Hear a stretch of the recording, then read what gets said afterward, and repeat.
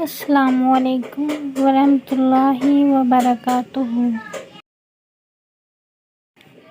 ننھی gallery.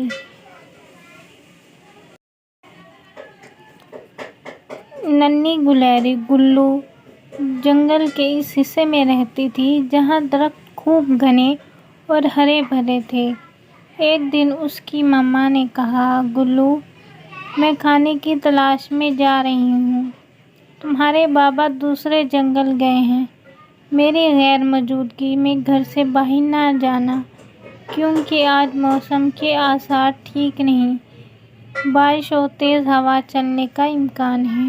گلو نے اس وقت تو سر ہلا دیا، لیکن ماں کے چلے جانے کے تھوڑی ہی دیر بعد اسے اپنی دوست منکی کا خیال آیا، جو اس کے گھر سے تھوڑے فاصلے پر رہتی تھی۔ منکی کا گھر جنگل کے بیچوں بیچ ایک بڑے سے ٹیلے کے دامن میں بنی سرنگ میں تھا۔ آسمان پر بادل سورج سے آنکھ مچولی کھیل رہے تھے۔ تھوڑی ہی دیر میں سورج چاچا ہار گئے اور اپنا منہ چھپا لیا۔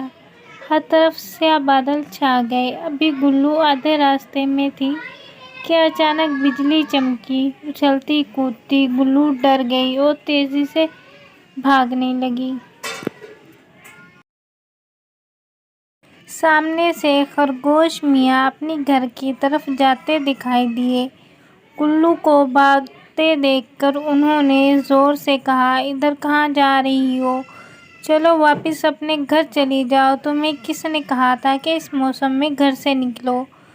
جوں ہی بجلی تیزی سے چمکی، گلو نے گھبراہٹ میں سامنے دیکھے بغیر چھلانگ لگائی اور اونچے درخت سے اس کا سر ٹکرا گیا۔ آہ! درد کی ایک تیز لہر اٹھی۔ اس کی آنکھوں کے سامنے اندھیرا چھا گیا۔ اس نے ماتھے پر ہاتھ رکھا جس پر ایک بڑا سا گھومٹ بن گیا تھا اور ہائے ہائے کرتی آگے بڑھی۔ خرگوش میاں بڑبڑائے، اندھی ہو نظر نہیں آتا؟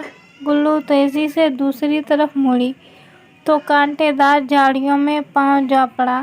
اس کے منہ سے ایک تیز چیخ نکلی اور وہ لنگڑاتی ہوئی راستے کے درمیان میں چلنے لگی۔ بالآخر گرتی پڑتی وہ گھر پہنچ ہی گئی۔ اسے چوٹ لگی تھی اور درد بھی ہو رہا تھا۔ گھر کے ایک کونے میں بیٹھ کر وہ رونے لگی اور روتے روتے سو گئی۔ جب اس کی آنکھ کھلی تو بارش تھم گئی تھی، آسمان صاف ہو چکا تھا۔ اس نے باہر جھانک کر دیکھا تو ماں واپس آتی دکھائی دیں۔ اسے ایک بار پھر رونا آ گیا۔ جوں ہی اس کی ماں اندر داخل ہوئی، وہ دوڑ کر ان سے لپٹ گئی۔ ماں نے اسے مٹی اور کیچڑ میں لت پت دیکھا تو پریشان ہو گئیں۔ اس کے سر پر ہاتھ رکھا تو گھومٹ پر جا لگا۔ گلو زور زور سے رونے لگی اور روتے روتے ماں کو سارا قصہ سنا دیا۔ ماں نے اسے اپنے ساتھ لگا کر پیار کیا اور اسے تسلی دی۔ اس کا منہ ہاتھ دھلا کر صاف کیا، دوائی لگائی۔ صبح تک گلو ٹھیک ہو چکی تھی اور سب کچھ بھول بھال کر پھر سے اچھل کود کر رہی تھی۔ چند دنوں کے بعد گلو ماں کی غیر موجودگی میں پھر گھر سے باہر نکل گئی۔ اس کا دل چاہا کہ وہ تالاب کے کنارے لگے اخروٹ کے درخت پر جا کر اخروٹ کھائے۔ وہ اچھلتی کودتی، چھلانگیں لگاتی، دم ہلاتی اور جنگل کے دوسرے کنارے بنے تالاب تک پہنچ گئی اور اخروٹ کے درخت سے نرم نرم اخروٹ ڈھونڈ کر کھانے لگی۔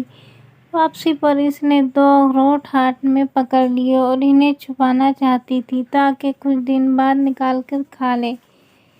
اکا دکا بادل اکٹھے ہو رہے تھے۔ اس نے سر اٹھا کر آسمان کی طرف دیکھا تو سورج میاں منہ چھپائے دکھائی دیے۔ ہائے اللہ! آج پھر بارش ہوگی۔ مجھے فوراً گھر چلے جانا چاہیے، اس نے سوچا۔ درخت سے نیچے اتری اور اپنے گھر کی طرف دوڑنے لگی۔ راستے میں کھود نظر آئی۔ گلو نے جلدی جلدی اخروٹ اس میں چھپا دیے اور چھلانگیں لگاتی آگے بڑھنے لگی۔ ابھی آدھے راستے میں تھی کہ بجلی چمکی، پانی ٹپ ٹپ برسنے لگا۔ راستے میں پتھر سے ٹھوکر لگی۔ اف! اس کے منہ سے نکلا۔ پاؤں میں شدید درد کی ٹھیس اٹھی۔ اسی وقت بارش سے بچنے کے لیے درخت کی اوٹ میں بیٹھی بلی کی آواز سنائی دی، ڈرنے کی کوئی بات نہیں، ہمت کرو، سامنے دیکھ کر قدم بڑھاؤ۔ گلو نے چوکنا ہو کر ہی بلی کی طرف دیکھا اور اعتماد سے قدم بڑھانے لگی۔ شاباش ننھی گلہری، شاباش! اسے بلی کی آواز سنائی دی اور وہ تیزی سے بھاگنے لگی۔ تھوڑی ہی دیر میں وہ گھر پہنچ گئی۔ اگرچہ وہ ساری کی ساری بھیگ چکی تھی اور اس کے پاؤں سے خون بہہ رہا تھا، لیکن دانا دشمن کی حوصلہ افزائی نے اس کی ہمت بڑھا دی۔ گلو نے مما کے آنے سے پہلے ہی اپنا زخم خود ہی صاف کر لیا۔ گھر پہنچنے کی خوشی میں وہ ہر تکلیف بھول چکی تھی۔